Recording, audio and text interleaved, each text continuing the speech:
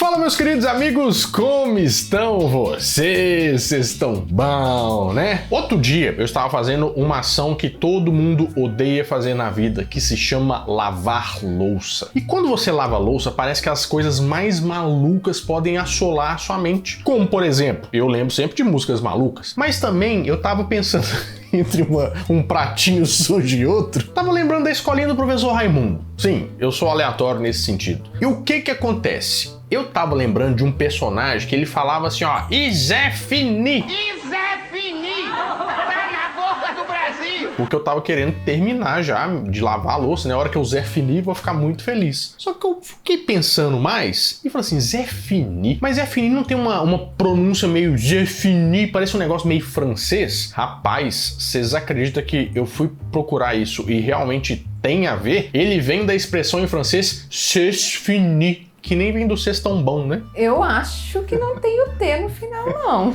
Mas eu não falo francês, então... Mas vocês acreditam que olhando isso foi só uma grande coincidência pra eu cair num buraco muito mais fundo, onde eu descobri que a França tem muito mais influência no Brasil do que você pode imaginar? Eles já invadiram o Brasil, foram expulsos 1 ou 2 vezes, a cidade onde você mora, o chão onde você pisa, tem influência deles, até o banho, vocês acreditam que tem também? E pasmem, a nossa bandeira do Brasil, o que tá lá é culpa deles. Então, entre um pão francês e um abajur, tem uma história bem cavernosa que eu vou contar pra vocês hoje no Nerd Show.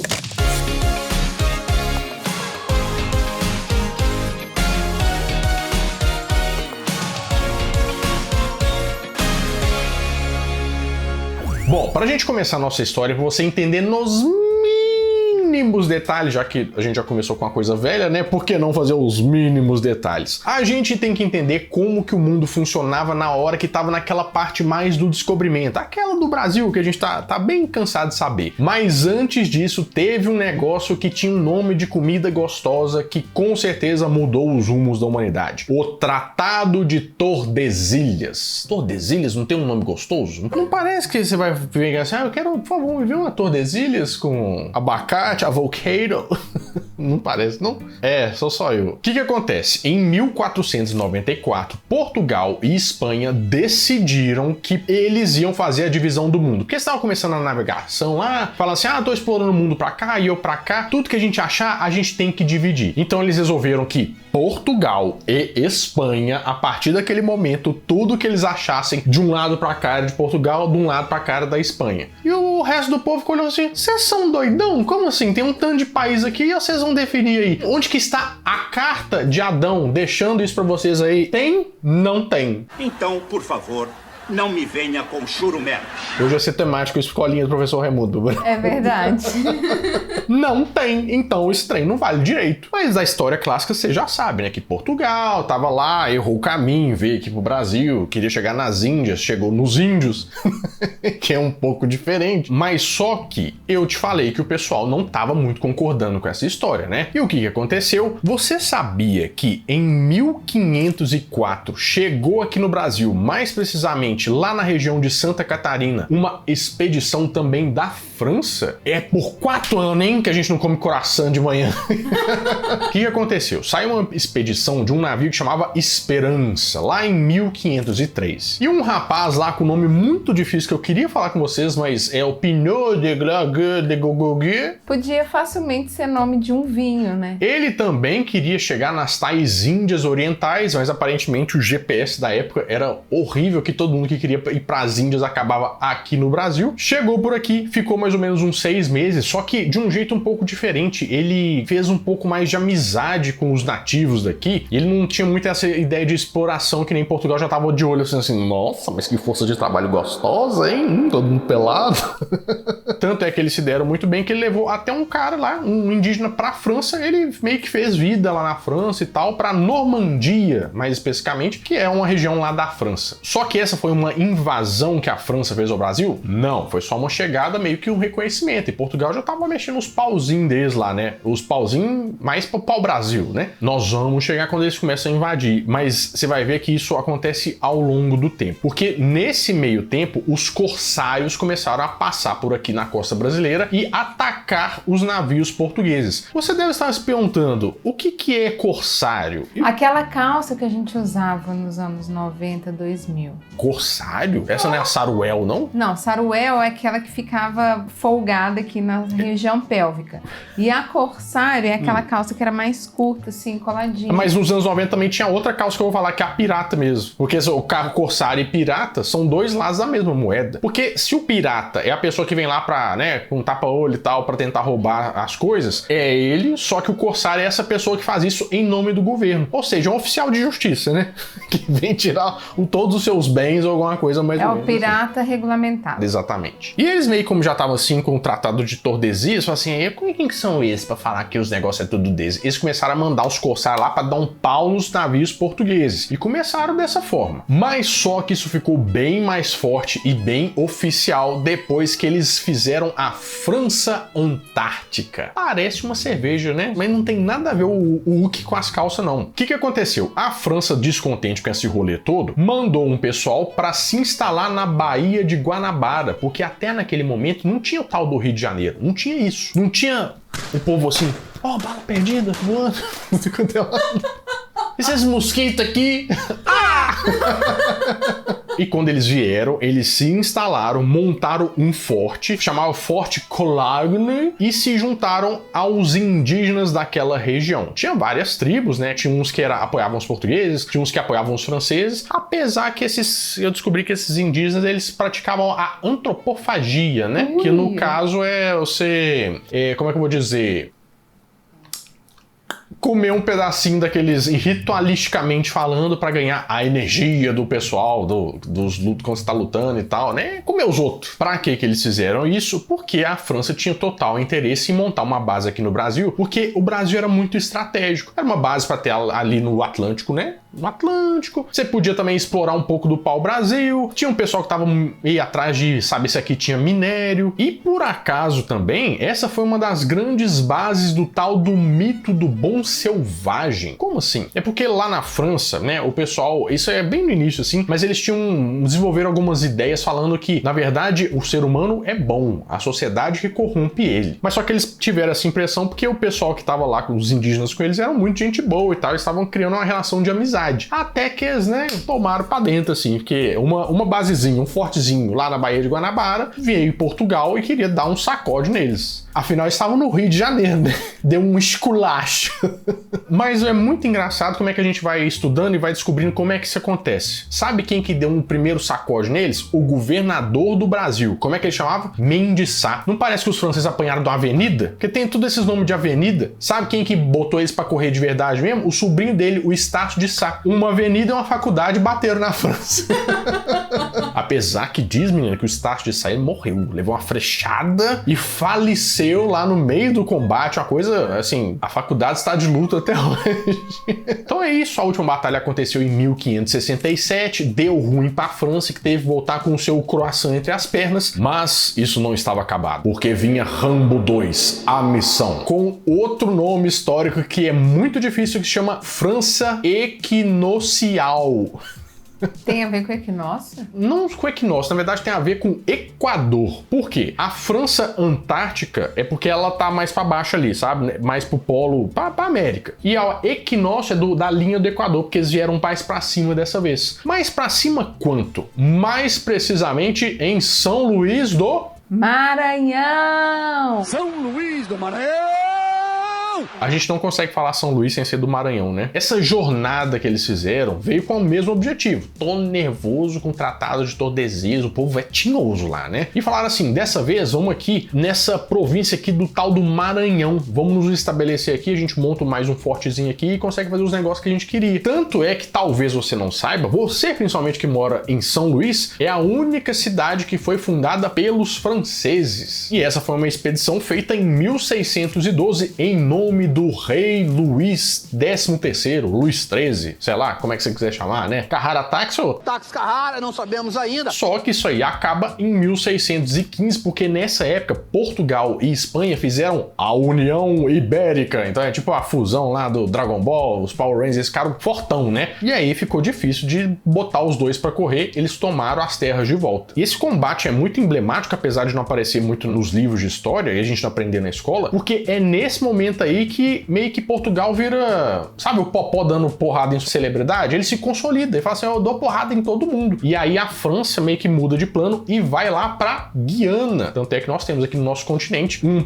pedacinho da Europa que é a Guiana Francesa, que inclusive eles usam até euro lá. Isso que é até bem desenvolvido o país, eu não fazia a menor ideia, mas fica aí. Deixa eu te perguntar uma coisa, você acha que a França tá sendo birrenta? Você tá achando, Gabriel? Um pouco. Eles vieram de novo, você acredita? Em 1711, 1710, eles meio que fizeram o pessoal lá dos barquinhos deles pegar o ouro que estava sendo escoado de Ouro Preto até o Rio de Janeiro, que tem a Estrada Real, que leva o ouro. Eles estavam pegando isso tudo, vieram dar umas porradas e embora. E não para por aí os ataques, mas tem mais uma coisa que a gente tem que explicar para entender como que isso se deu. Isso se chama iluminismo. Você sabe o que é iluminismo? Bom, é uma coisa que você com certeza ouviu na escola, mas não entendeu direito. Mas só para explicar mais ou menos, é o seguinte, ó. É que o pessoal achava que as ideias, a ciência, o esclarecimento ia salvar o mundo, sabe? Não deu certo, né? Bom, mas falando aqui do iluminismo, é um pouco sobre o poder da razão, sobre as ideias trazerem a clareza do mundo, das questões do mundo. Esse conhecimento é que vai pautar duas coisas muito importantes. Uma delas é a Revolução Francesa, que o pessoal meio que queria que tirar a monarquia de lá, os reis, o império, não sei o que, porque o povo era muito doido, né? Só que ao mesmo tempo, esse iluminismo também influenciou outra ação aqui no Brasil, que foi a Inconfidência Mineira. Eu acho que você deve conhecer mais pelo feriado, né? O 21 de abril,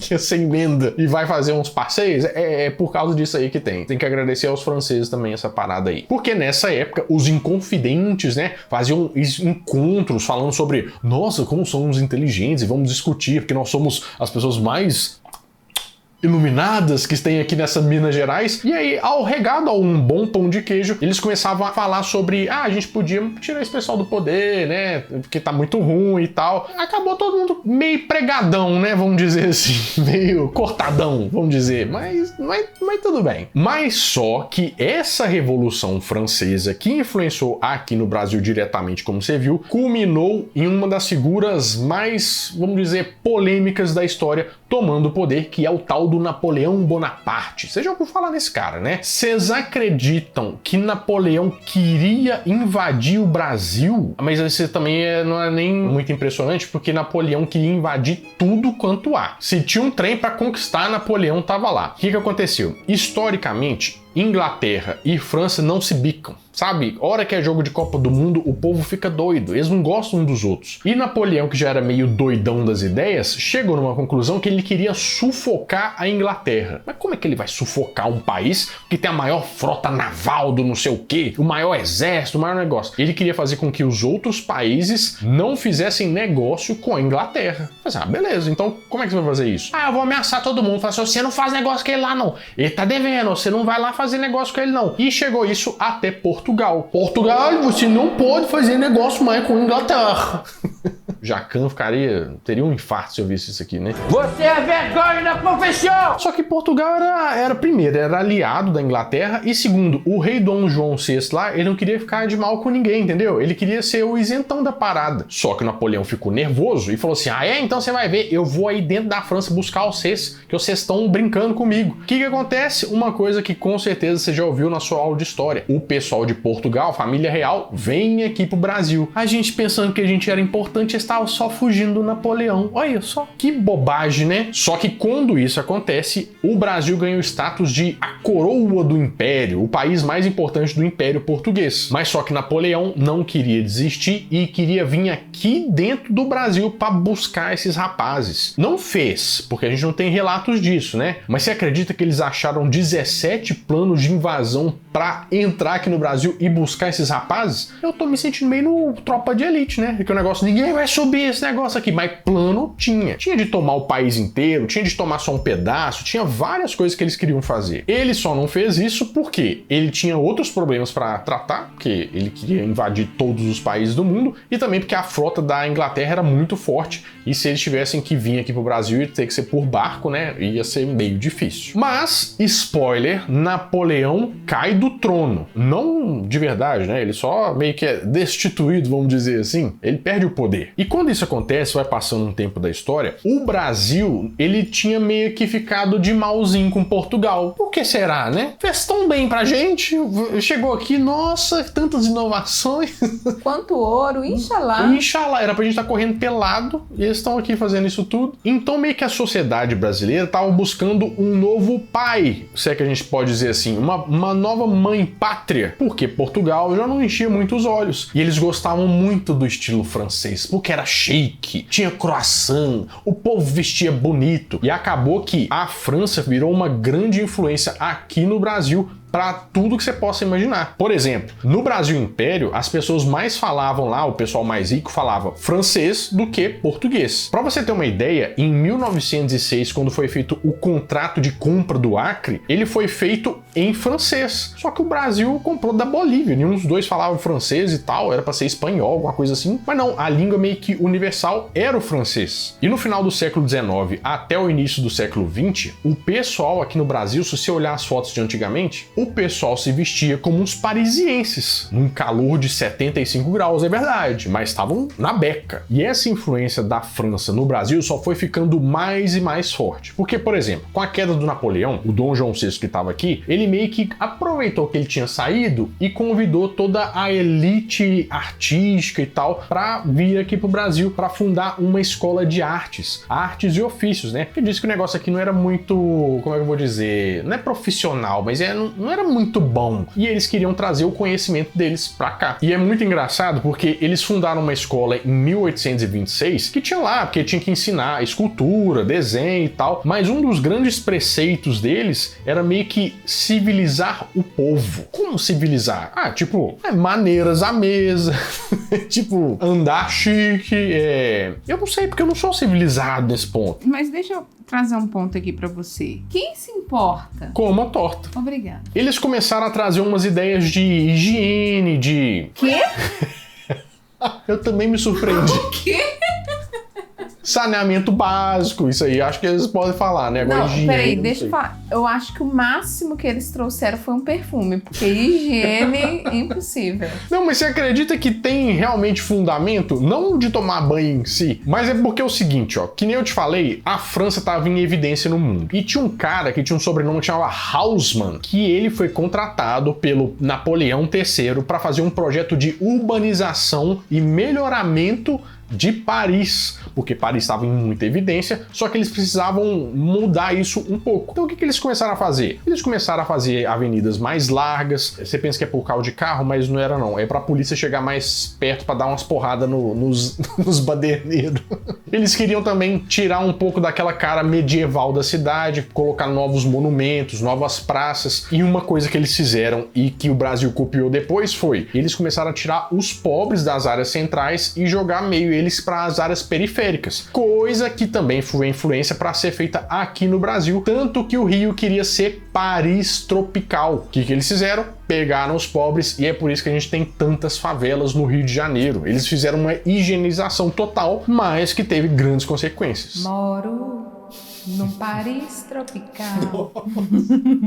Meu Deus. E essa ideia da cidade perfeita também foi feita aqui no Brasil para cidades planejadas do zero. Por exemplo, em 1897, a criação de Belo Horizonte, nossa cidade natal. Pois é, porque tem todo um planejamento de avenidas, a Praça da Liberdade lá em cima, porque tinha muita praça nesse negócio. Tinha a Praça da Raul Soares também, porque até então a capital de Minas Gerais era Ouro Preto, mas tinha uns traços muito, vamos dizer, coloniais ainda, e eles queriam fazer um projeto mais moderno. Não sei se ficou tão moderno assim, Barbarelando, assim, sendo cidadão da cidade, tem uns trem que eles erraram a mão, né? Tá, mas eu não acho que só coisa moderna é que é bonito. Então os requisitos vintages São incríveis. São incríveis, mas o anel rodoviário é uma lástima. Não deve ser a França que fez isso. Não. Com certeza não. E você sabia que a França, inclusive, influenciou o jeito que a gente virou república? Antes a gente era império, depois a gente virou república e muito por culpa dos franceses. Isso por causa de um cara que chamava Augusto Comte, que foi meio que reconhecido como o pai da sociologia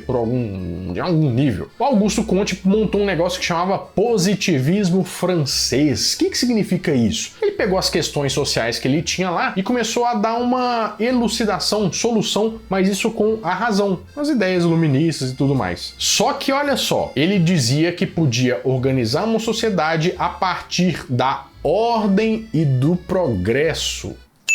Isso te lembra alguma coisa nacional? Um símbolo nacional?